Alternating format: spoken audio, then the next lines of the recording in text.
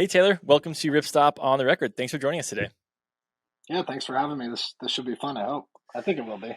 I hope it will be fun too. So, right off the bat, I think people have heard of Carryology, which we'll get to in a minute. But everyone listening may not know who Taylor Welden is. So, a little bit of background. Who are you and what do you do at Carryology? So, my name is Taylor Welden. I'm traditionally trained as an industrial designer, and I went to industrial design school down in Savannah, Georgia at SCAD.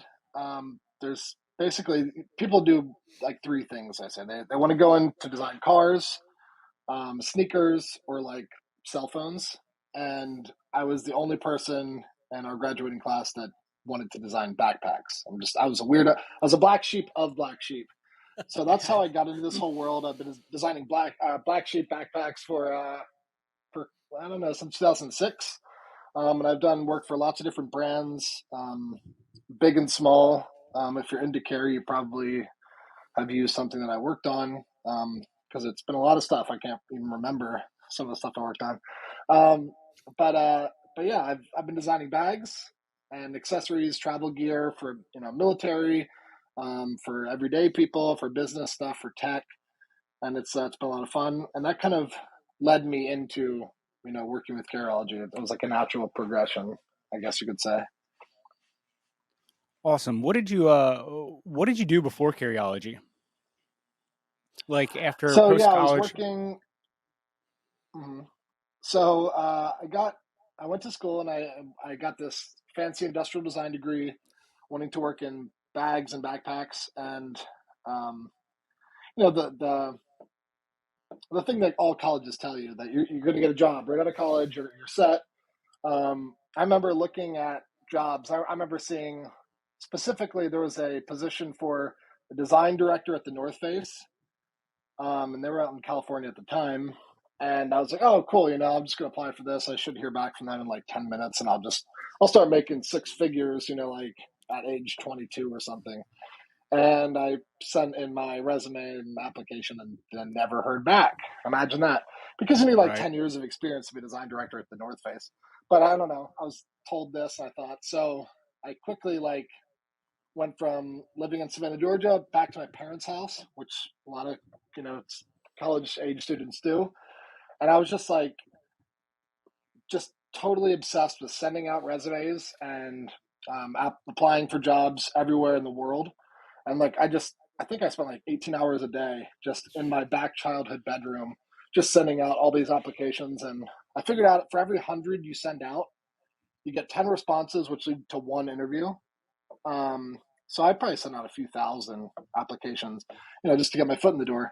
And the first job I took was designing camera bags down in Orlando, Florida. And I didn't really know, but my thing was like outdoor gear. That's what I wanted to design. But designing camera bags, I didn't really understand that those are like probably the most difficult bags in the carry world as a whole to design, because they're really complex. It's like a 3D jigsaw puzzle for gear that changes size and scale and shape almost seasonally, because the new camera comes out. Like, you got to fit this Nikon, you got to fit this Canon, and all this stuff, and really complicated patterning and construction. So that's how I cut my teeth, was working full time. And then from there, I went freelance, and I worked for I don't think I can say which countries, military, but I designed some bags for them. Don't worry, they're like an ally or whatever. I don't know. It's legal, but I don't think I can say. But I've done a bunch of different stuff freelance wise. That was a fun one. Um, I did some stuff for a very large shoe company. Did a project with them. Something like that. Um, and I basically did a whole bunch of freelance projects, and kind of jumped around from full time design position to full time design position. Most notably, Magpul. I designed all the DACA products, those little pouches and little wallets, and a whole bunch of other stuff for them as well. But I've always been designing for the outdoor industry mostly, and travel industry mostly. But I like all sorts of carry and soft goods, and I'll design anything that comes my way.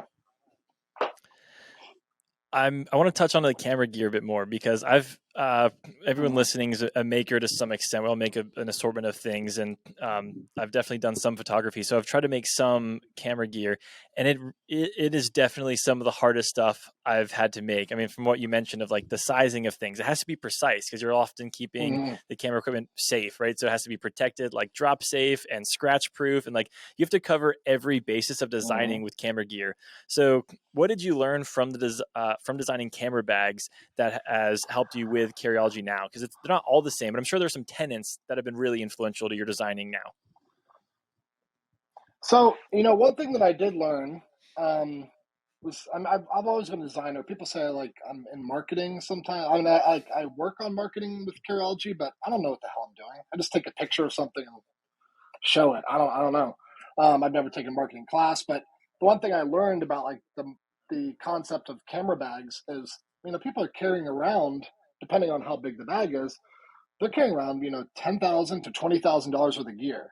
And back then, and I still feel this way, some of these camera bags were $400, $300, something like that. And that's insane. Like back then, my top tier budget for a bag of any kind was 150, and let alone I couldn't afford that because I basically had like $26 to my name. So there's these really expensive bags that I couldn't afford, and I realized, there's this cost and value kind of offering is you can afford to make the products really really great, by patterning, by materials, exploring all sorts of different like cutting edge foams and manufacturing processes. Um, if people are carrying quality stuff, they want to carry it in a quality bag. So I thought that was really interesting. Is like people will spend money where it actually makes sense, on quality stuff to protect their quality stuff. So that was kind of a revelation for me. Is being in this super budget minded mode because I had to be, and then seeing people spend all this money on bags, and it kind of opened up my eyes in that respect. As far as construction and design itself, it's really challenging. Is you're trying to design for very specific items, but the photographers, they don't necessarily have that Nikon camera body. And as soon as you get into camera body, they're gonna have different size lenses. Maybe someone wants to walk around with a 50 millimeter prime, and someone wants to walk around with a 24 to 70, which is different size, different width. So you have to design within kind of this. You want to let them be able to design their Mhm. own kind of layout with those little Velcro dividers, but also allow them or kind of give them a good starting point. So that was really difficult, and there was a lot of research involved. I think that was a big takeaway: is the research involved with the design of the bags, and that's what we learned at SCAD. Is all products are user centered design. So it means you kind of establish, it's not a problem. We call it a design opportunity. um, you find what the thing that they want to do is, and then you design around that. You don't just say I'm going to make a product and it's going to do this. It should have a reason, should have a purpose. You should do the research ahead of time. And it goes pretty deep. I mean, the way we learned it is, and some brands out there, I was just talking to one of them yesterday or the day before. They even have a person or a persona that they create, and this particular brand, I'm not going to say who, their guy is named Jack, and I think he's like 32 years old. I think he lives in Austin, and he has like one dog, and he drives, this blue Toyota Tacoma. Like you go really, really deep. It's a 4-year-old Tacoma. It's not a brand new one, and I like he can see wears him this already. jeans. His favorite color is this. Yeah, exactly. Like, and you need to design for that person because you're trying to solve real world issues that are not just like made up for this XYZ human that doesn't exist. It's You have to design for people. So that really kind of drove that home, and I realized that what they were teaching me wasn't all just bullshit, really.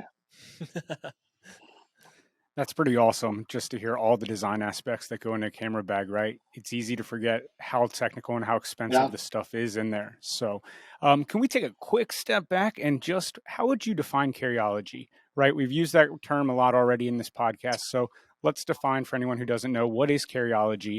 Um, yeah. So Carryology, made up of two words, carry and ology. We recently did a project of the Fracta bag, um, which is the IKEA blue bag. That's like I say it's the most punk rock bag in the world. And Fracta actually means carry. And then ology, so I'm kind of going on a tangent here. But carry is both a noun and a verb. Talking about everyday carry, and I'm carrying my backpack. So it's the way and systems and methods that we all design and create ourselves for how I'm going to carry and make this more efficient for myself and more pleasurable and enjoyable. And then the items themselves, the things that I am carrying, that is my carry.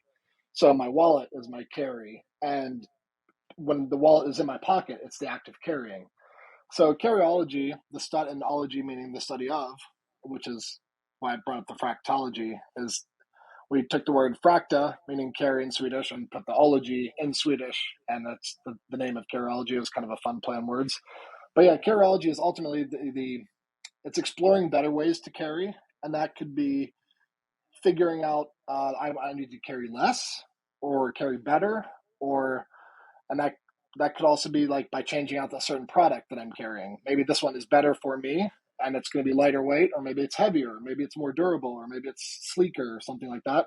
So it's really exploring, all the different ways that we as humans carry things. And frankly, like, I think it's a really approachable kind of a hobby, if you will, and as well as a study, because people that the first time they're hearing about Carryology, they're carrying already. Like every single person in the world is already doing this, and this is the study of it.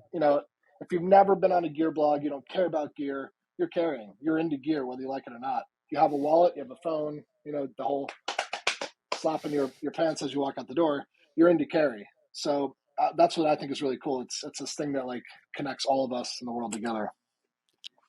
That's awesome. Thanks for breaking it down like that. And, it's easy just to look into that and be like, oh, it's EDC, it's this. But when you really look at Carryology, it covers so much. And like you said, we're all already doing it, whether we realize it or not. But with EDC, what is in your EDC kit? Can you share that with us? So answer this for me. When will this publish? Because maybe I can show something, maybe I can't.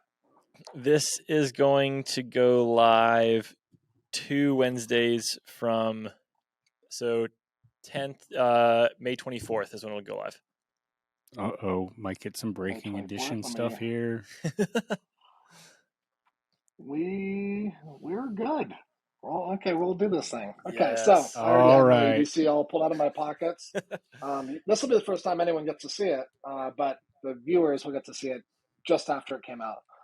So the most important thing, this is not the thing, by the way, the most important thing to carry is a bandana. You always need a bandana. Carry a bandana. There's like 7.4 billion purposes for a bandana, so I can't list them all.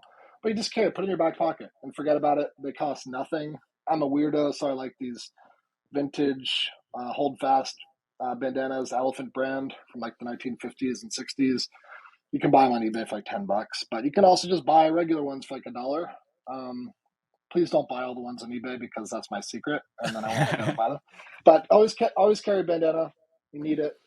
It's like a new version of your grandfather's handkerchief kind of deal, the bandana. Basically, yeah, exactly. That's what it is. I mean, you can use it for so many things. I mean, you can undo it and make it into a bag and like put over a stick. Like the hobo bag. It's real. I always wear a hat because I'm always wearing dark sunglasses and a hat. The sunglasses are Randolph Engineering prescription, like super polarized, super dark. I think people think I'm doing that because I'm trying to be cool, but like it's too bright in here for me. I had an eye injury when I was a kid, so like it's so bright. So like I'm just like trying to like always do this. So that's why I wear a hat. And I'm in Austin, Texas, blocks the sun. But nice little trick I have here is I always keep some money in there. Little secret stash. That's tidy. Like, yeah, it's like a $20 bill. Like if you're walking into a show here in Austin, sometimes it's cash at the door. So if anyone's ever going to get like a sweaty $20 bill, the band gets it. They're like, oh, that's from Taylor. I have a Carryology titanium challenge coin right here. Nice. This always stays in my fifth pocket. You have to have this. There's a long story behind that. And if you want, you can go to the Carryology release article on this. These are sold out, but you can read about challenge coins and the history of them. I have our Bellroy by Carryology collab slim sleeve wallet. Sorry, this is the card sleeve wallet, and I'm actually getting a new license photo this Thursday. So Are that those short the beard guy ones will that be gone. That's like from 10 are years those ago the or ones something. that are available on the website all the time now? Yeah. So these are available on the website. We call them our essentials product because a lot of these collabs they sell out in like minutes, and it kind of sucks. We put all this time and effort into it, and people love it, and it's like, hey, I'm showing you this right now, and you can't get it because it's sold out.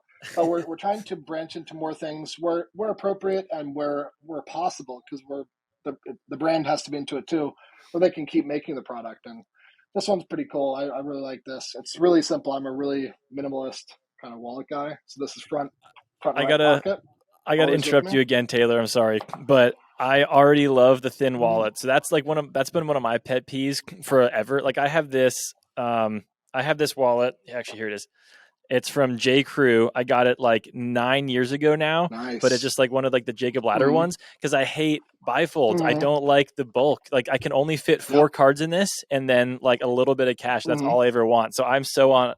Like, That's all you do you have need. any? I love that. That's really all you need. I mean, I have 5 cards in here, and man, first thing I do whenever I'm like hanging out with friends, maybe not the first thing I do, I'd probably say hello first, but I like pull up their wallets, and I'm like, why do you have this free guitar lesson for Baltimore, Maryland, and you live in Austin, Texas? Like that's from 1998, like an old movie stub. There's so much garbage that people keep in their wallets. You can slim your wallet. Like this isn't crazy. Like you can get thinner than this. I have Yeah. a bunch of cash in here, not a bunch, but some bills and like my health insurance card and stuff. But like, Yeah. you can get even more minimal than this. Like, get rid of all that stuff. You don't want a Costanza wallet like this Yeah. Right. big meat sandwich because like you're sitting like this, like in your back. But screw that. Like, just go minimal. You can take photos of all the other cards you don't Yeah. need to have. You just have them on your phone.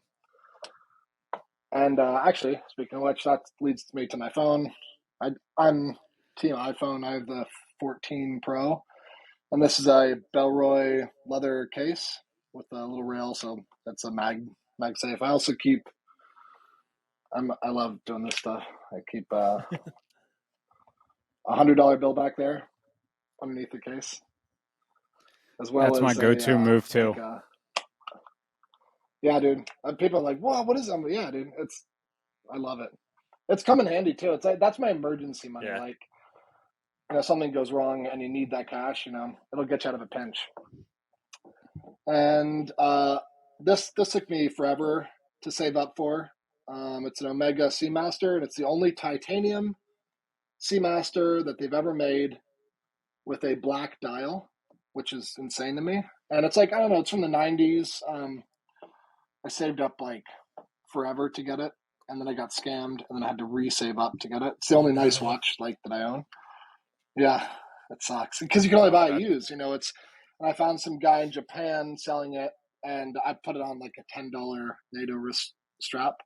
And I have a friend that actually works at a very big watch blog website, and I went and hung out with him. He's like, "Is that a?" I was like, "Yeah." He's like, Yeah. "On Yeah. It is. a?" I was like, "Yeah, it is." Like, yeah, like I love it. Just cheap. It works better than those bracelets. I don't know. If you're Yeah. into that, that's cool. But for me, I just love the subdued black So nylon bracelet, a Taylor, titanium ring, I everything guess titanium. I have like this observation that I maybe should have made earlier, but I think you're the perfect person to ask this question to now, though. I feel like carry, and I'm using Carryology as kind of the word, not necessarily your brand here, but like the thing that people are into of studying carry and like how they want to carry things is this really interesting intersection between function and style. That like you are a super Yeah, and I stylish think person. personality and Yeah, yeah. oh really? I don't think I am. I think I'm pretty bum. I don't know. I only wear Well, black it's t-shirts because they're easy. but but there's still a selection. I guess I'm using style in the sense of like Mm-hmm. things are chosen very Mm-hmm. selectively to Mm-hmm. create like this cohesive effort versus just like I'm wearing this t-shirt because it's clean. I'm gonna wear like red shirt and orange shorts. Like you care about what Mm-hmm. your things are. But can you speak more to how Carryology curates that sense of style and function, because they are both. I mean, the Carryology stuff's incredibly functional. It's designed, like you said, for a specific purpose and opportunity, let's say. So, But how do you speak to that? so that's a great kind of insight and question as well. Is like all this stuff that I have, like I don't feel like it defines me. I don't. That's like my biggest nightmare is the things that I own that I buy define me. I don't feel that way. Maybe they just work for me, and I feel like I click with them and mesh well with them. And it really is. It's both. Maybe I see what you're saying by the word style. It's my personal style and my selection, and I also kind of see it as like the way I think about carry is in a really nerdy like brain mapping manner is the way that you have all these things laid out. Like I'll tell you blindfolded where every single thing in my pocket is, where it always is, and why it's there. And so you're looking at this kind of graph and like inside of bags where you keep certain things and how you access them, pocket here, pocket here, pocket here. It's how your brain organizes items and kind of thoughts and philosophies. It's kind of like how you organize the folders on your laptop or desktop or whatever. You have them all over your file, or you have them neatly. You have this. I'm gonna design folder, photos folder, documents folder. Like that's carry right there. Is okay. I have all these certain things kind of mapped out in a different way, and that's how I see these things. Is like floating bubbles here and here and here. Like this would be my my travel clothing area for my packing cube down here. And then this would be my DOP kit, and up here electronics because I need the electronics more often on the flight. So I think it really speaks heavily about each individual person, what's important to them, and what's much more useful for them in their lives, and kind of let them speak on that and kind of create their own. Because like all the stuff I'm showing you here isn't the right answer. Like in fact, it's probably the wrong answer for both of you guys and anyone watching. Um, for example, like I'm right-handed. Here's a great example. I'm right-handed, but I broke my finger fighting off an invader that was breaking into my friend's house like years ago. It's a long story, but in the scuffle, I fell and like broke my finger. It's permanently bent, and damaged. So I carry my pocket knife in my left pocket, and I carry my keys on this little dangler thing in my right pocket because the keys require more dexterity. Where I'm right-handed, normally that's where your knife goes, is in your little pocket knife goes in your right pocket.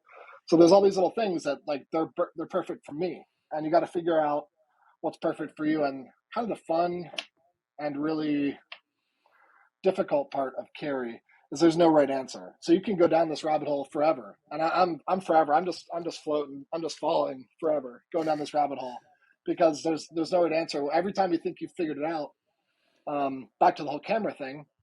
Every time you have it figured out, I'll get a different lens, like a faster, shorter, better lens, and then it's larger or smaller. And now my whole carry changes. Now I got to get different lens pouches because they have to match because I'm OCD, because that one doesn't fit anymore. But then that fits, but it fits under here. So it's really all about you and what you want to do with carry and make it more efficient for yourself. It's kind of it's like a microcosm of the things you experience in life, right? Like it's not a destination. Like your carry is always evolving. Mm-hmm. Like it's going to change based on your injury, where you're living. Like my Mm-hmm. carry setup, and I wouldn't have used that term when I lived there, but like I went to school in Massachusetts and I lived there for a while. Like Mm-hmm. what I carried changed dramatically when the temperature could drop to 15 degrees versus like summer Mm-hmm. North Carolina. I might bring an extra t-shirt because I'm going to sweat through the first one, but I'm not going to need a jacket, like Exactly. and it's going to change so much. But that's kind of fascinating. Lance reminded me though that we forgot to look at the exclusive item or the unique item you're gonna share with us. Yeah. So there's three things, and these are the last three things of EDC, so it worked out well. Slice, right, light. That's the kind of the main things for EDC. You got to have the ability to slice with the knife or cutting tool, if you will, write with a pen, and then light with a flashlight. So actually, at the time of recording this, you're going to see two new things because I'm already prepping to launch one of these things. We're launching that this week, and then the other thing launches next week. So this is an old collab we did. with big idea designs, and it is a titanium bolt pen, and I keep a space pen cartridge in here because you can write on anything like in the rain upside down. But all titanium everything. If you haven't picked up on that, so keep that in the pocket. That's sharp And looking. That's cool. this is the next thing that's coming out. It is the Preon P1 by 4.7s in Carryology. All brand new emitter, never before used. I think you pronounce it Nichia. I know how to spell it, but I don't know how to pronounce it. It's a brand new high CRI emitter, all titanium, deep engraved pattern on here, which is really hard to do in a cylinder. Clicky, it gets pretty damn bright, and it's AAA, which is really nice because like I could be traveling anywhere, and if the battery goes out, I can like find a remote control, take it apart, clock on the wall. So you're gonna be able to find AAA anywhere in the world. And then the next thing that's coming out is the Giant Mouse by Carryology, Riv Titanium. It's really hard to get the light there. Ooh, that engraving on the handle or on the scales, liner. Those are lovely. Oh, yeah. And this is our own custom designed pattern. That's going to sell out quick. Pretty neat. So yeah, that'll be, I guess by the time of viewing this there might be a few left, or they might already be sold out. But it's already got third-party markup. Yeah, right. But it's really nice and small. It's like, and the thing that like I really asked if they could do this, and surprisingly it wasn't easy to do, is all of their knives are for right-handed people only, meaning it sits in your pocket this way. So the blade is facing the seam of your pocket, so it won't open up. I put right-handed knives in my left pocket before, and like when I reach my hand out of my pocket, the blade is open, and like it screws you up pretty bad. So we actually made it a reversible clip. So this is actually in left-handed format for me, and then you can just unscrew that screw and make it over so it can be right-handed or left-handed. So really stoked about those two things that are coming, and they create a nice little family. Lance and I just did the exact same thing. We started like pulling out our knives. We're like, wait, which direction is my knife facing? I just learned something new that there's right and left-handed. I'm like, is mine? Nope, not. Yeah. Of course, I'm like you. Man, I was going to say I'm like you, and my knife is on the left-hand side. I don't know why I do that. Probably because the iPhone's in the right, and that's my quick grab. But I'm learning a whole bunch new today. Yeah, I hope it's. I mean, just find it. I mean, this would be a great knife to buy. I'm just saying, in about 2 weeks. But yeah, make sure you have the right orientation for a knife, because man, I'll tell you what, there's a knife I really, really wanted, and they didn't make it in left hand. Like, it's the easy way to do it is you just switch, the clip. But sometimes you can't do that because of the way it's designed or whatever. But yeah, if you have a right-handed knife in a left-handed pocket, you can screw yourself up real bad. Like I've gotten pretty bad, and I stopped doing that since then.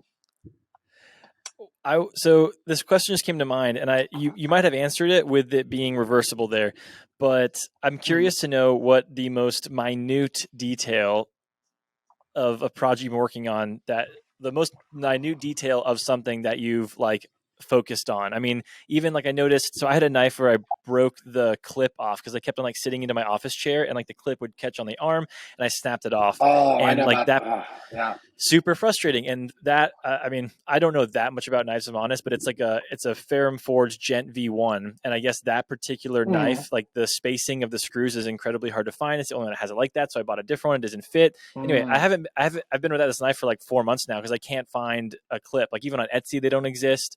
Emailed the company. They said they're going to send me one, but that's coming at some point in the next year, whatever. But I noticed the point is I noticed on your knife, kind of the way that clip is designed would be hard for that to happen. Like how minute of a detail do you get down to when it comes to designing something like that? Because there are some really intentional details on there. Yeah. I mean, the thing about like product design, at least in successful product design, nothing is perfect. There's very few designs in the world that are perfect. One of my favorite perfect designs, in my opinion, is the Bic lighter, because it's just so simple, it's affordable, it's cheap. It's like great products should just like disappear. You kind of forget how good they are, and like the whole distribution network is there. They're affordable. They last just as long as you need them to, and you just forget about it. Like where it's fun to design an expensive product, but then you get into the whole thing of value versus cost and how. Like I can keep buying a $1 knife and replacing this, 1,000, or replacing a $1 knife 1,000 times, but then I'm going to be way over the price of a nice knife that will last forever.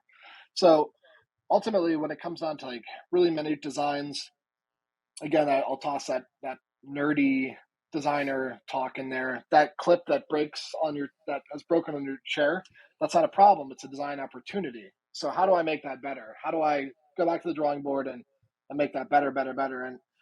And we do that for every single project. Every single thing we work on, it's tested, several revisions. Sometimes these revisions go for months and months and months.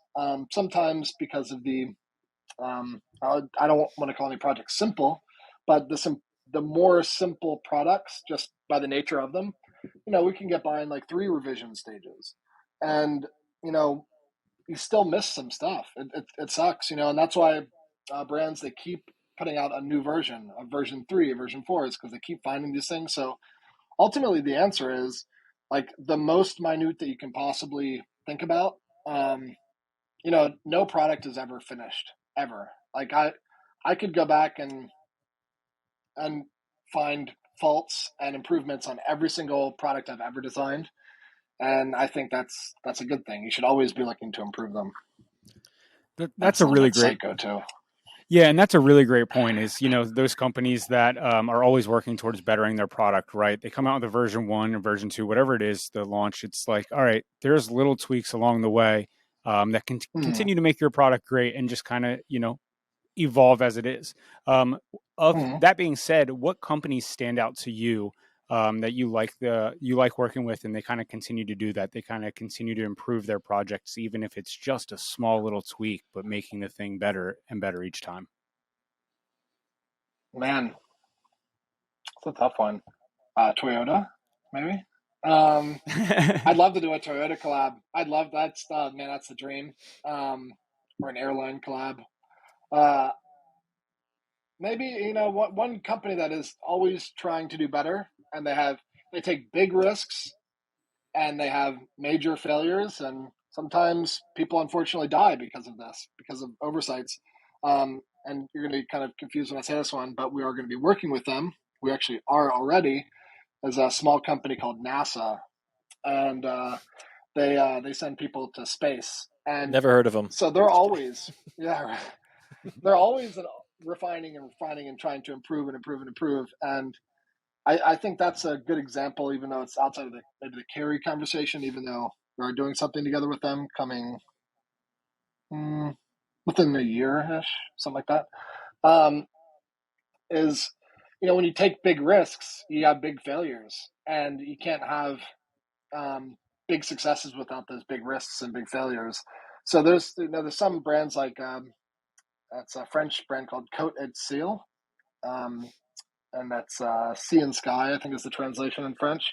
And by far, they're the most avant-garde, revolutionary patterning in the carry world. It's really, really strange. That's probably how most people look at it, but it's really, really effective. And like if the people that were behind the brand weren't interested in taking risks, there's no way that a boss or design director would approve that, because it would be an instant no. All these strange folds and access. It's really, really strange stuff, and I think they're really interesting when it comes to refining and taking risks. If that is sort of an answer. Yeah, absolutely. I'm trying to think of which direction, which series of questions to go to next. Actually, let me start with this one. So, like I said earlier, most everyone listening is a maker to some extent. We make hammocks and backpacks and duffel bags, whatever, at our homes. As a commercial designer in the sense that you don't make just one-offs. What sort of design tips would you give to people at home that are patterning their own backpacks that they're probably not going to make 6 iterations of and prototype for 4 months before they release it? They're going to make one. How do they make that one the best? Or what sort of advice would you give them to hone in on the design scape before they start ripping apart some fabric? So, I mean, I think the best way, if you're just going to be designing one, and that's due to time or material. I mean, I know some people out there, like they'll have like 3 yards of this like super special material from like 1979, and it's like there's only 3 yards in existence in the world, so you can't do it 100 different times. So whatever the reason of being able to only do it once, ideally you make it twice or 3 or 4 times. Um, but I think the best way to do it is even if you don't want to buy other brands bags, and all these up here, get your hands on other bags and look at them, turn them inside out. If you can cut them apart, I mean, you can learn a lot from cutting apart a bag you bought at Goodwill or something that's already beyond repair that someone can't get use out of. As you can take that trashed bag, turn it inside out, cut out the binding, and learn a whole lot about the construction from that. So you can kind of make notes and see how they're doing unique patterning and how all the different panels come together, and learn quite a bit that way. By I'm not saying copy anyone else, but learn about how they're patterning and kind of twist that and make it your own. And then if you're only going to be making one, really simple way. I mean, I I can sew, and I always say that I'm twice as expensive and half as good as an actual pattern maker or maker. So it's not worth my time. It's a great pattern maker or a sample maker. They're worth more than gold. I mean, they're the most valuable person in the whole scheme of things. And basically, if you don't have the time or the ability or the materials to actually make one ahead of time, so a little trick that we use in the design studios is get some paper and a stapler. I mean, paper and a stapler, it's amazing how you can scale it down to 50% or do full size. And you can make the whole thing out of paper and staples and just kind of look at it in the form, kind of see it in the round, and twist it and rotate it. But it's all also tell you how the panels interact with each other, the pocketing. Um, yeah, the paper or like manila paper, that stuff works really well too. It has a little bit more body to it. That's a really great way to kind of experiment without. I mean, because once that needle goes down, you're in. So Yeah. use paper first. One thing I'm hearing you say is like, this is simplified, but it's kind of a good reminder for especially somebody like me that likes to just get into a project and not dilly dally ahead of time. Is like do everything you can to prototype first. Like you'll always thank yourself if Mhm. you do something first. Is that right? Oh, absolutely. Yeah. Always prototype first. In whatever way that is. Maybe, I mean, sketching is prototyping in a sense. Draw out how panels are going to come together, do it with paper. Always, I mean, that's the whole measure twice, cut once thing, which is why I have Yeah. rulers tattooed on my fingers here. This is metric and That's standard, awesome. always, because they're accurate too. But yeah, always measure twice, cut once, plan as much as you can. Because I mean, I've worked on some stuff before where it's really complicated design, and there's this one thing I was working on is a backpack for um, fighter jet pilots for the U.S. military, and it had to carry a very specific. I don't know what I'm allowed to say or what very specific flight equipment for their heads, and and other very specific equipment. And we designed this bag, and it had to meet certain criteria, and I probably can't say too much, but it had to meet certain criteria. And we made the whole thing, and then prototyped it out, and it had to essentially there's like a rear laptop pocket. It's not for a laptop; it's something a similar size, part of their equipment. But basically, there's this big, like, 40-liter backpack, all these pockets, and Molly Powell's webbing all over it, and lined and everything, and a whole bunch of bells and whistles. And they had to turn the bag inside out via the laptop compartment, and it took like 2 guys in the factory. I think they said like 3 hours, like using like pliers to like pull because all bags are made inside out, and Sure. then they're rotated, So the whole thing had to go through its own laptop compartment and out. And it was like, okay, so each one of these is going to take X amount of hours and X amount of things, but then it takes 3 hours to turn it inside out. Is that we're like, oh yeah. If we would have thought about that ahead of time, we could have made, so I really like change the design completely because you can't have 3 hours. I saw pictures. They were like, like, yeah, prototype ahead of time. Save yourself. Yeah. It'll save you time in the end. So I'm going to transition us into one of the bigger chunks of the outline here, fabrics. Everyone listening and everyone here is kind of a big fabric nerd. We love to get into the nitty gritty there. And you are one of us in this respect, where you respect and you love the great fabrics. We're going to talk about what you like, what's interesting, new stuff on the market. But first, I want to dive into one of the cooler fabrics that I've seen, which is your Japanese Black Samurai Sashiko denim. What the heck is that? And tell us how you used it. Whew. Man, that's the most complicated fabric I've ever worked with ever. It's like it never existed. It's totally nuts. For those Go Ruck collabs, we do a few different Go Ruck collabs, but for the GRXC number collection, so that was GRXC2. We've already designed and developed GRXC3. That's coming, I think, this year. I could be wrong, but so they have to go real big, and like they have to go so big for those. That's the plan. Is like they have to hit so hard. So I was like, okay, we already decided on the character samurai, because each one of those is kind of themed around a fictional or historical warrior figure of some sort. The first one is like some kind of made up fun sci-fi space warrior we made up, and like that's why it's Dyneema. It's kind of fun, and the patch is titanium. But for the samurai, going back to feudal Japan and talking about a historical figure, and had to look at like what they actually used and how that could inspire a fabric of today. And for me, I'm a big denim head, and I actually wear primarily like westernized pants that are like for travel and stuff. I'm wearing them right now, but I love denim. That's super cool. Here's a pair of Japanese denim that I have just literally laying right here. But I love the stuff, and it's super cool. And Japan is known for having awesome denim. And that was my initial thought. Is like, okay, I want to make this out of denim. I love Japanese denim, and working with Japanese mills, denim mills, is pretty complicated. They're pretty conservative, and the one that we worked with, we got connected via a friend, and thank God for that, because we wouldn't have. You can't just like email a Japanese denim mill and say, "Hey, we want you to create custom fabric." They're just like, no, they'll never even respond to you. They're like, "No, we're not Good luck. Yeah, it's not happening.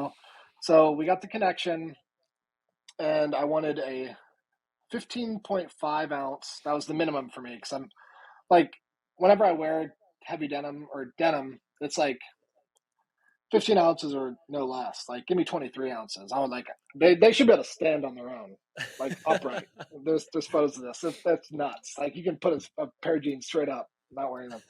So I wanted Sashiko denim, and it's a really cool style in which, back when I was good, they repaired fabric via this method called Sashiko, which it's kind of goes to the philosophy of like wabi sabi, and it's like a broken thing that's repaired can be more beautiful than it was before it was broken. It can be stronger. So actually, I have some tattoos that are in the Sashiko uh, style, and basically it's a thread and needle, and it's joining fabrics together in a really beautiful pattern that actually makes the fabric stronger. So I wanted to do Sashiko denim, which also like there's some out there in the world, but asking a new mill who you never even met or visited, they're like, "What?" And I was like, "Yep." So I want it to be Sashiko denim, and it has to be 15.5 ounce or less. And I'm like, "Okay, cool." So Sashiko, that's not possible, and 15 ounces, no, it's not possible. And I was like, "Okay, well, let's try." And like, okay, so they sent me some Sashiko swatches, and they were getting pretty close to what I wanted it to look like. It's this raised thread on top of the denim. So then they mill the denim in Japan, and they do a secondary process where they put the threading through it, and it actually acts as it's like basically what the samurai wore underneath of their armor, their plate armor, and it's cotton fabric, not denim at the time per se, but modern interpretation of that.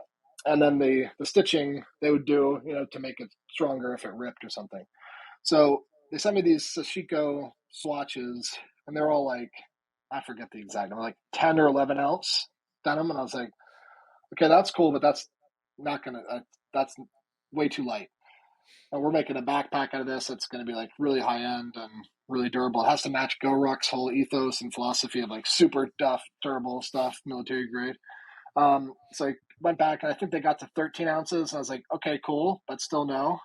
And I don't know how. I mean, I was being very, very polite. You have to be with these guys. And then they finally were able to do 15.5-ounce Japanese Sashiko denim in black on black, of course. And it was perfect. And then like at the end, I was like, okay, cool. So now that you're able to make this, are you able to apply like a water resistant finish, like a DWR? And they're like, dude, like, no, like Stop asking us no, questions. like, yeah, we don't even know. Like, we don't do that. Who's adding DWR to jeans? Like, so there's like, you can have this fabric, or just don't ever talk to us again. So like, okay, done. So we ordered the fabric, made in Japan, craziest, awesomest fabric ever. But denim's a pretty bad fabric for backpacks. Like, if it rains, now the backpack weighs like 40 pounds just because it's going to soak up. So we hit up my friend Taylor at Dimension Polyant, and we said, hey, we want to take this fabric, have it shipped from Japan to Connecticut, and then have you like add all the bells and whistles to it. So then it's a waterproof, highly durable, even more durable, resistant fabric. And he said, sure. So they put a laminate on the backing, the performance coating on the front that like prevents even more abrasive resistance and waterproof. It's a waterproof fabric. It's water resistant coating on the front, but water will not be able to pass through that fabric. So it's this cool kind of story between the ancient world and the current kind of future, or current and future world, making this super crazy denim fabric that took like 16 months of my life. Yeah, that's the most insane fabric I've ever worked with. Are you able to talk about how they laminated the waterproof layer to the denim? Like, I mean, maybe it's just me, but I'm kind of Yeah, fascinated how you take that without ruining either one of those layers. yeah. So, I mean, we had to send some sample yardage from Japan to Connecticut ahead of time to see if it was even possible. And I know there's some proprietary stuff that even I am not privy to, but like I've been up there and I've seen the machines, laminating and all that stuff, and I've like been taking videos and photos. Like, actually, that part, can you please delete that? I'm like, yeah, sure. Because they have super each one of these brands, they have their own Yeah, proprietary stuff. So I don't know the specifics. I know that part of the bonding agents and the coatings themselves and the way they're applied are all proprietary to them. And I'm no chemist, so I can't tell you what sure. makes their coating better, but there's some science and math and testing behind all of that stuff. And there's like real numbers that it's not just like, okay, let's throw some glue on there. That should be good. It's like, it's properly tested for durability, wear resistance, and waterproofness, via the column and the water and all that. It's pretty advanced stuff. So Yeah. it's a great looking material that looks just like denim, but I'm really excited. I mean, we launched those, man, time flies. Not too long ago. Let's put it that way, less than a year ago. So I'm really excited to see how these things start to wear in 5 years. And I know some people, they've already waxed their denim, so they've like used like Filson wax or otter wax, something like that, and they've waxed the denim so it looks really cool and it's like shiny, and I think it's really interesting. I actually got my hands on that backpack. It was incredible because I've known working with you and a couple other collabs. You guys really push the limits on, hey, you have a great product. Let's come in with something different and make this really stand out, right? The garage built gear, pouches, different things like that. So when I saw the design article for this one, I was like, I'm getting it. I got to get this bag. It's $800. Mm-hmm. I don't care. The products team loved it. Mm-hmm. We loved it inside and out, and I can't wait to see these 2 years down the road when the denim's beat up like a good pair of Oh, jeans and still still looks holding so up cool. beautifully. Yeah, the inside red. Mm-hmm. I mean, that was a sexy collab. But just kind of going off that, Thank you. Yeah. I know you put a lot of effort into all your collabs actually.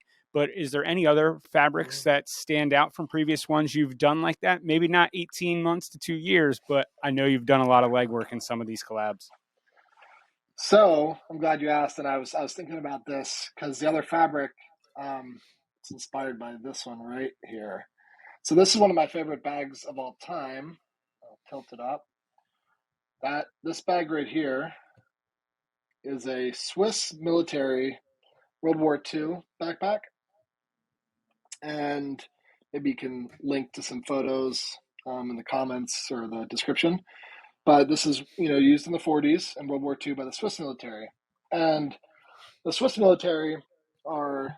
This is one of my favorite bags of all time, by the way. Leather bottom and the salt and pepper fabric with leather attachment straps.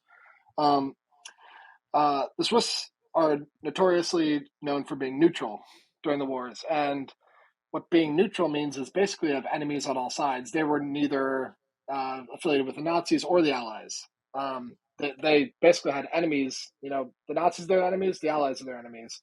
Um, if a plane flew over their airspace, they're shooting it down. Doesn't matter who. They're protecting their borders, and that's cool and all. But they have to prep a military um, with the resources they have within their own borders. And Switzerland isn't really like, it's a really beautiful country, one of the most beautiful countries I've ever been to. But it's not really like lush with resources, especially during a war effort. So they, the most back then, the clothing and the fabrics were primarily cotton and wool. And Switzerland's a very small footprint, so they quickly ran out of both. And this, you can actually find this bag made out of pony fur because they were getting ponies and using the leather. Like, so it's the whole thing. It's great material, honestly. But this one, it's a salt and pepper material, and it probably looks green right now on the camera, but it's actually flecks of white and green. And the Swiss, they were running out of cotton, and they had to figure out how to extend the cotton. And so there's this stuff that's primarily famous over in England called stinging nettles, and it's like this weed that grows, and if you walk by it with shorts on, like it'll mess your legs up pretty good. It's like this nasty, prickly thing. They actually do a nettle eating contest over in England, which looks like hell. They're like, it's like eating thorns. But they basically figured out, okay, let's get these nettles that are useless and everyone hates them, and they're able to blend this nettle fibers with cotton fibers. So they're basically able to extend their cotton usage by 50% by making this 50-50 blend. And when we did the first track collab, the store SP is like the travel bag.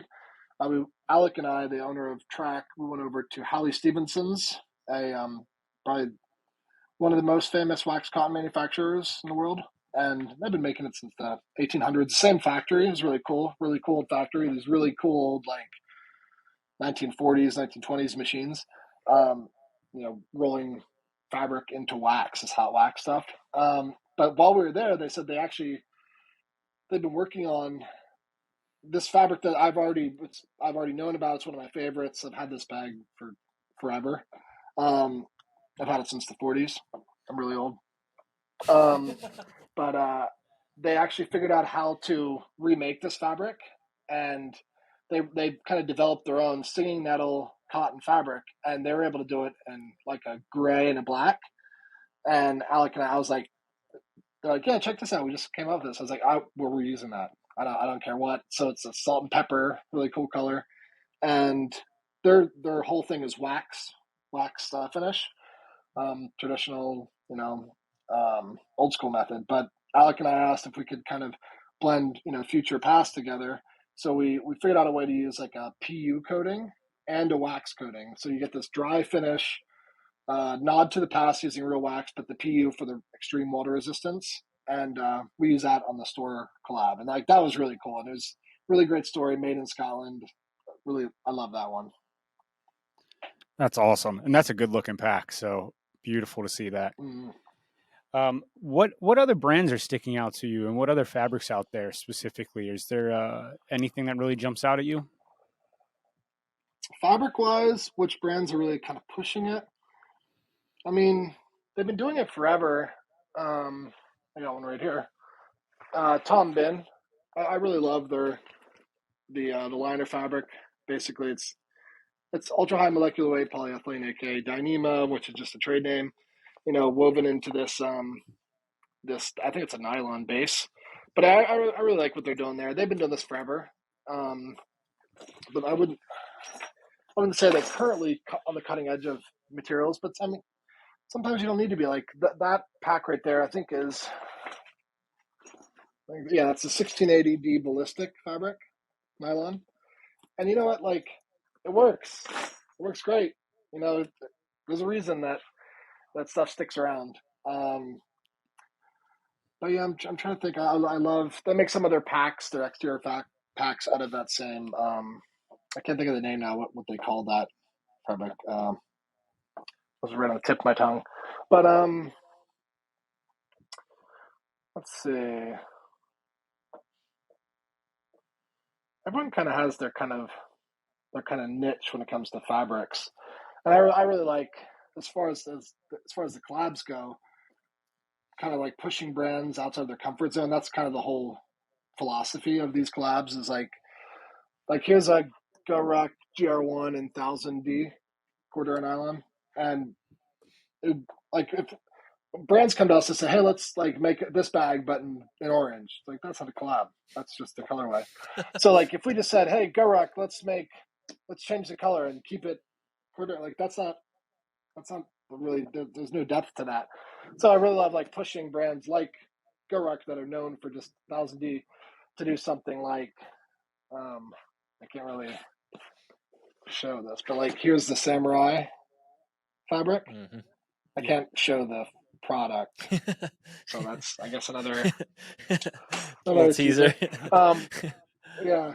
So like that's really cool. Like to do something with a brand that they would never have thought to do, and kind of like exploring that. Like, and then here's the track bag, the mirror edition. Like track is all about using wax cotton canvas, and that's a completely brand new fabric made out of ultra high molecular weight polyethylene, Dyneema, whatever you want to call it.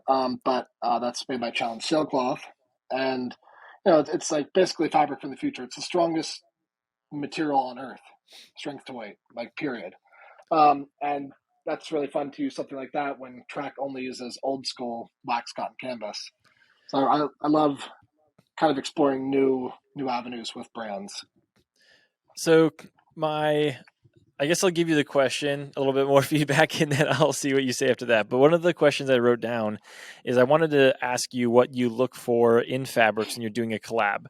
And what I've noticed about a couple of your stories so far is that there's often like this conglomerate of like a really great story of old with like modern technology. Is that synonymous with all of your collabs, or is that just unique with the two that you've mentioned? And then to the actual question, what do you look for in a fabric? So, I mean, a lot of these collabs, they are really driven by the story, but function over everything first. Like the samurai, for example, like they wore silk, but we're not making a backpack out of silk. Like that's cool. We made the pullers out of silk cord, and actually silk rope is super strong and super durable. But there still has to be a utility aspect to it, and I really love the mixing of the future and the past, or at least the present and the past, leaning towards the future. But that's not always the case. Like the Go Rock, the first one we did was all Dyneema, so there's definitely no real past element there. But I mean, for me, the thing that I look for in a collab or a fabric when doing a collab is, I mean, ideally something that doesn't exist. You know, like my whole life I've been a nerd and I've been dreaming up, like I walk into a store and this is before all these backpack brands that are awesome that exist today. You know, I was in backpack or outdoor gear stores looking at backpacks. There's like three brands, like Osprey, the North Face, and like Gensport. You know, like all these brands that are over this wall, they weren't around. I guess Mr. Ranch was around, but Belroy wasn't even around. Um, Delroy wasn't around. So these packs, I'm just like, oh cool, nylon. Oh cool, nylon. And dude, nylon's great. Like top three fabrics, Cordura, 500D, 1000D, top three fabrics ever made. It's awesome. It's affordable to make, multiple colors, waterproof enough, water resistant enough, I guess. But I always like dream like what else could we do? I'm looking at a Pendleton wool blanket over there across the room. Let's do some with Pendleton. And let's add a laminate to it so it's waterproof. I don't know. It's fun to see what else hasn't been done, and that's my favorite thing to do is figure out what the next thing that hasn't been done that's still going to perform awesomely. I love that. I can't wait to see. I'm like intrinsically interested in your releases now, just to see what sort of crazy collaborations and weird things you can do. Like maybe I don't know, maybe you're gonna make waterproof mesh. I don't know. Like I'm Mm-hmm. trying to think of crazy stuff now, but I'm excited to see that. Mm-hmm. All right, I'm One going is to go ahead. Man, I don't want to say too much. If you're a fan of John Wick movies, there's they talk about a fabric in that. Yeah. Anyway, we'll just leave it at that. Just keep an eye out. We'll put so all of these things that Taylor's mentioned. We'll get as many as we can in the show notes for links, like to the French brand and the samurai cloth that we talked about. Some of these things, but also just keep an eye out. Carryology has an email list that you can be a part of, and you can see whatever they release. So check out their blog and things like that. It's a good time to mention all those things. All right, another pit thing that you could definitely be considered a pro in, or at least someone a connoisseur of, are components. Components are a huge part of design, bags, all of the above. So I want to dig into this with you a little bit. Function over everything, something you've said a couple times already. So when you're designing, what are you looking for in a component after function has already been considered? I mean, the user experience is a big part of everything. I mean, it's so when you're looking at a bag, like we chose X-Pack material here, Cordura material here on this one, for example, but you're never really touching, like you're never really interacting with this panel of fabric. Like I'm not when I go to use this bag, I'm not like, you know, that's not the purpose of the bag. I grab a zipper puller, you know, and this is just some paracord with some shrink wrap on it and YKK AquaGuard zippers. So that's an interaction point, and that's what's really important. It's an interaction point that you actually touch and you deal with. You'll see this a lot in automotive car design. Like the hood doesn't need to be made of anything spectacular because you're not really interacting with it. The grab handles inside of the doors, those are usually dulled up and kind of tweaked up a little bit using maybe real metal because you touch it and you feel that coldness, where something underneath the seat doesn't need to be made out of, metal per se. I mean, the bracket does probably, but so these interaction points, and here's like Belroy. This is their own custom made little hook right here, and their own little like ladder system, and that's an interaction point, major interaction point. Down here is a track bag. This is their old school water jet cut steel buckles that are I think they're really cool and fun to play with. They've recently mostly upgraded to Cobra buckles, but it's interaction points. Here's a North Face bag with leather pullers. So these interaction points are super important. It's the part of the bag that really connects the customer not only with the product but with the brand. When people are touching a zipper puller, that's a direct link to the brand, the design, and what your brand stands for. You know, are you just going to use some plastic garbage that's going to break? That as soon as a zipper puller that's plastic, that's garbage breaks, that brand sucks. That's what people say. Oh man, that zipper broke. I hate that brand. They suck.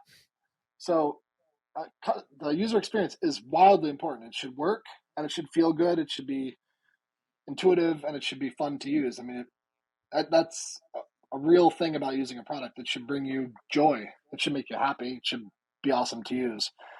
You know, it's important. And for me, I have some well-known favorites, and there's no hiding that. But like the ITW Nexus, Duraflex is also great. These buckles are great. They make a great noise. They do. It's very satisfactory. Yeah. I mean, they work. They work really well. I mean, they're rated extremely high for their weight, strength to weight ratio. You know, they're cool. They work, and they're great for for lots of different applications. Military specifically works really well. You know, they have a breaking point, so they actually won't. If you get caught on something, they'll break away, and you can not get caught in a helicopter, that's crashing or something. You know, all sorts of different scenarios like that. And then I have two other favorites. Let's see. This is a big Bedouin dust bag full of hardware. I put these in here. One is the Cobra buckle. And I visited Austrialpen over in Austria at their facility where they make these things. I wrote an article about it in Carryology, and it was fascinating. These are as far as like buckles are concerned, these are the best on earth. I mean, they just are. Like they have a break strength, like pull strength of like 2,000 plus pounds. It's in a car, and like you don't need that. Like it's absolutely absurd, but it's overkill in a great way, and it's just.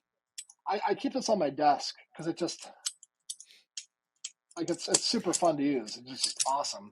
2,000-pound break strength. Yeah, fidget toy, straight up. CNC milled metal, brass, and aluminum, or stainless steel, brass, aluminum, and I think that's it.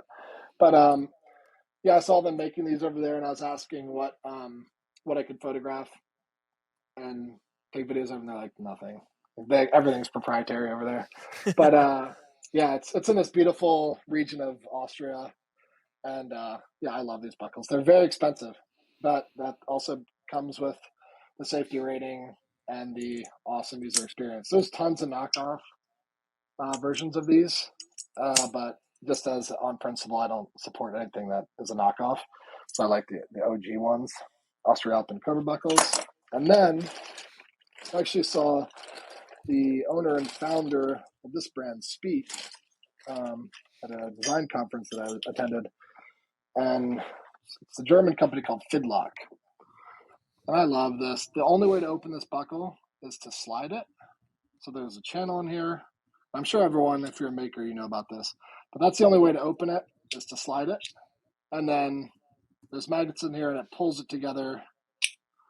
So it can't be opened again that way. It can only be slid down, and then it goes back in. It's wild stuff. But the owner founder, he told a story about how he kind of invented this concept. And he's a traveling cellist, and he owns this like really, really expensive like antique cello, which is his pride and joy.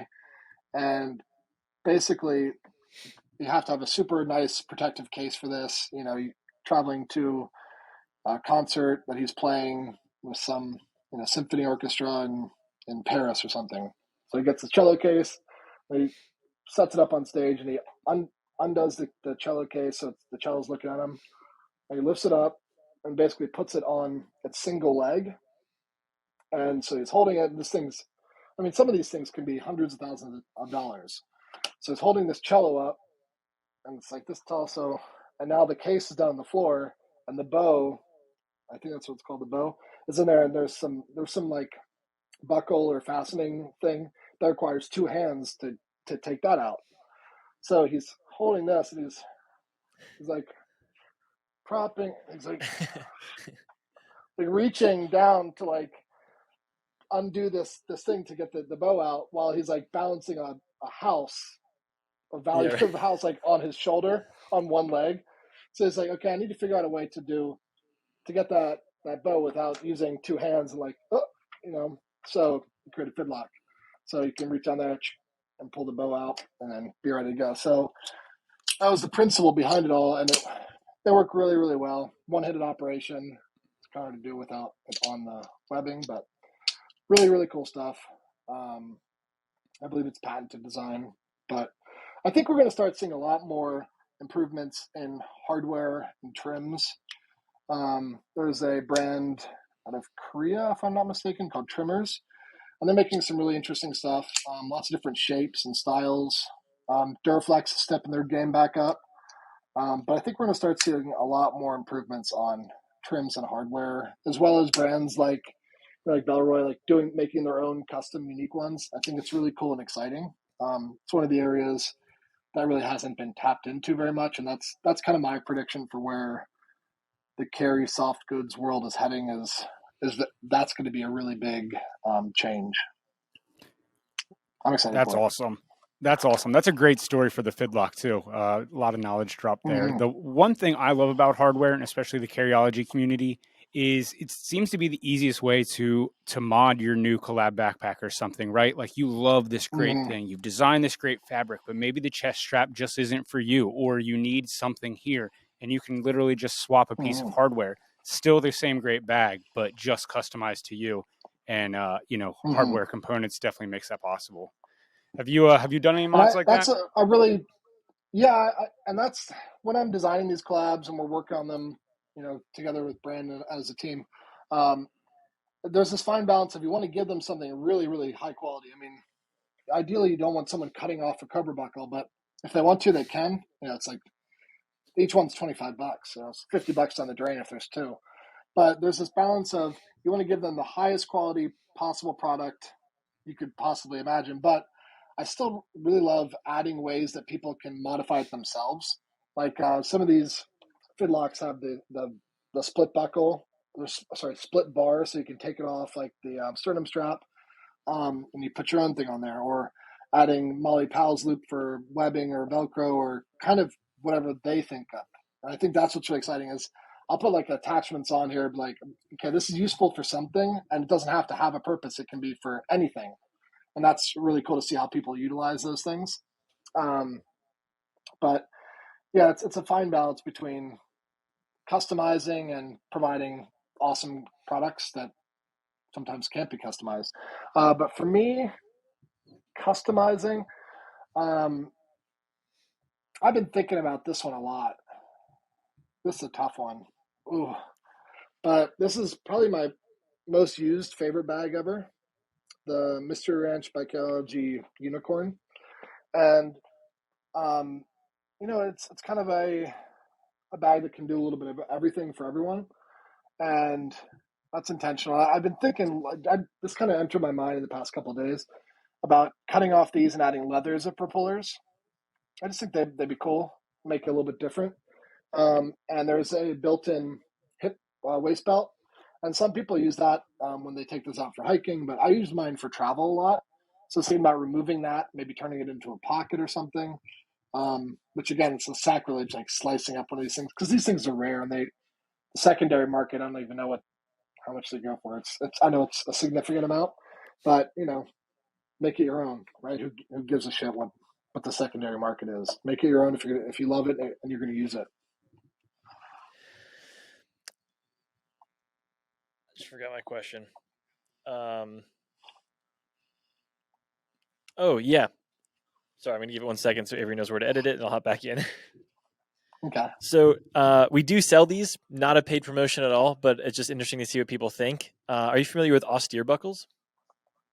Yeah, I am. I'm interested to see.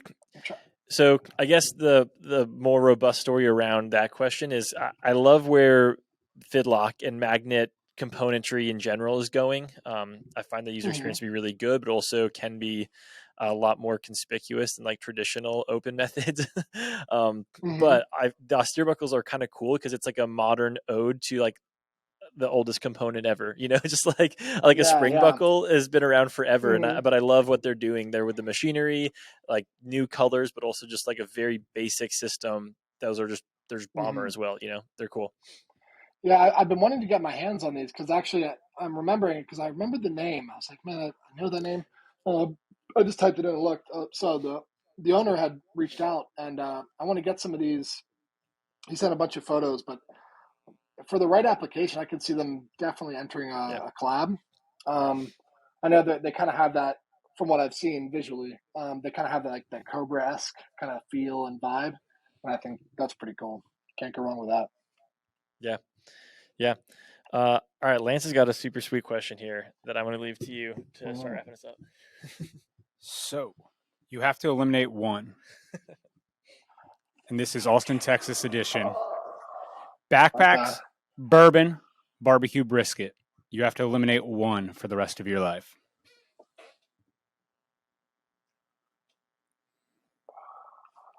They're all bees. They go together so well.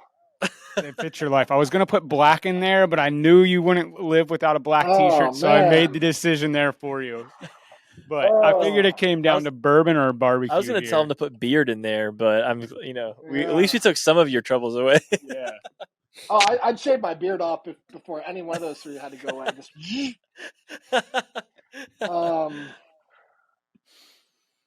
I think if I had to choose bourbon, barbecue, or backpacks,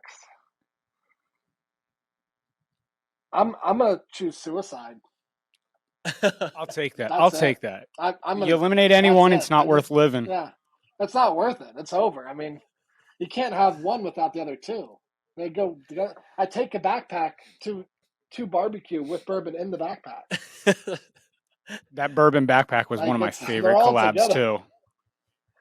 Wait, is that Oh actually a yeah, real that thing's collab? awesome, man. We're oh yeah, oh yeah. It's a leather sling, correct? And it holds bourbon bottles, like 4 or something. And they did a collab filled with it, Yep. and it is one of the dopest bags ever.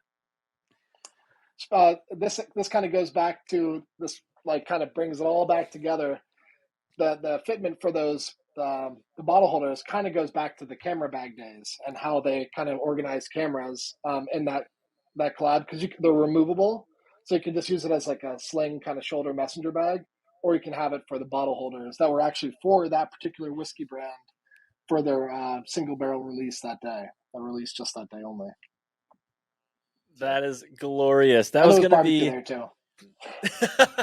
Exactly. just to tie it all around.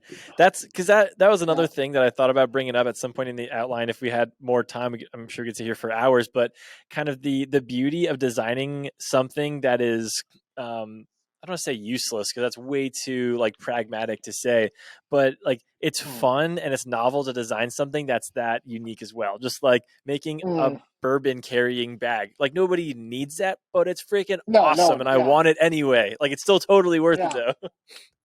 Yeah, we call that stuff like specialist carry. And man, being in this game for a long time, I get a lot of people, they email me about doing a freelance project. They're like, okay, so I do this one very specific thing, and there's like 3 other people in the world. Let's make 5,000 of them. And I'm like, that doesn't make any sense. But I still think it's fascinating. Like this person carries this way. It's like a certain piece of equipment. Like, I don't know, they're a seismologist or something. Like, okay, there aren't like 10,000 seismologists. Oh, okay, I want to buy that thing too. So I love the specialist carry aspect, but it's like it's super fun to explore, and sometimes you learn a lot, and you can apply that to other in types of like generalist carry. But it is fun. Yeah, it's really interesting and unique. Awesome. Well, Taylor, this has been really fun. Thank you for sharing some of your time with us and chatting about fabrics, components, bags, and beards, bourbon, bears. Yeah. Yeah. Cool. All right. Thanks for having me, guys. It's a lot of fun. I appreciate you.